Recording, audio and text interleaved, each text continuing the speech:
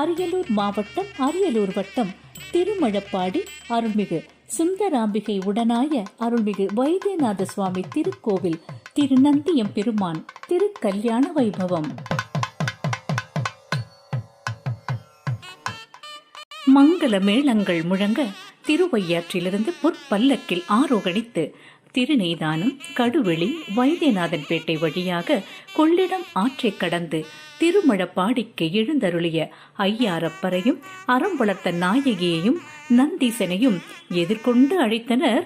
அங்கு முன்னதாகவே கண்ணாடி பல்லக்கில் சென்று காத்திருந்த சுந்தராம்பிகையும் வைத்தியநாத பெருமானும் சந்தனம் தாம்பூலம் வழங்கி நல்வரவு கோரி வரவேற்றனர்.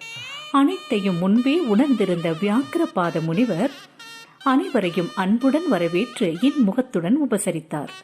வியாக்கிரபாதரின் மகன் உபமன்யு மாப்பிள்ளை நந்தீசனை எதிர்கொண்டு அழைத்து மாலை அணிவித்து வரவேற்றான். இந்த உபமன்யு பச்சிளம் பாலகனாக பசிதாளாத அழுத போதுதான் ஈசன் இரக்கம் கொண்டு பார்க்கடல் ஈர்ந்து அருள் புரிந்ததாக திருக்குறிப்பு உள்ளது. திருமழப்பாடி வேத மந்திர கோஷங்களும் மங்கள வாத்தியங்களும் முழங்க மணப்பந்தலினுள் கம்பீரமாக நந்தீசன் நுழைந்ததும் இல்லத்தினுள் தனி அறையில் தோழியர் மத்தியில் இருந்த சுயம் பிரகாஷினி தேவிக்கு செய்தி மின்னலெனச் சென்றது. கொள்ளையழகு மாப்பிள்ளை, கொடுத்து வைத்தவள் நீ. தோழியர் மாப்பிள்ளையை சுட்டிக்காட்டினர். மண் பொதிந்த மரபின் வழி வந்த நாணத்தால் முகம் சிவந்தால் இளம் கண்ணே சுயசை. இந்த தேவி சுயசாம்பிகா எனவும் அழைக்கப்படுவாள்.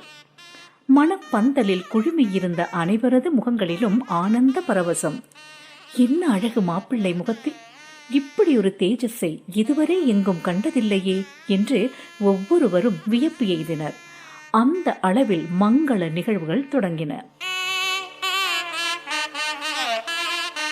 பங்குனி மாத புனர்பூச நட்சத்திரம் கூடியதான சுபதினத்தில் சுபயோக சுபவேளையில் விநாயகனும் வேலவனும் அருகிருக்க 30 தேவர்களும் சிவகணங்களும் மகரிஷிகளும் சூழ்ந்திருக்க பஞ்சபூத சாட்சியாக அக்னி சாட்சியாக அறம் வளர்த்த நாயகியும் ஐயாரப்பனும் முன்னின்று ஸ்ரீ நந்தீசனுக்கும் ஸ்வயம் பிரகாஷினி தேவிக்கும் திருமண வைபவத்தை நடத்தி வைத்து அருளினர்.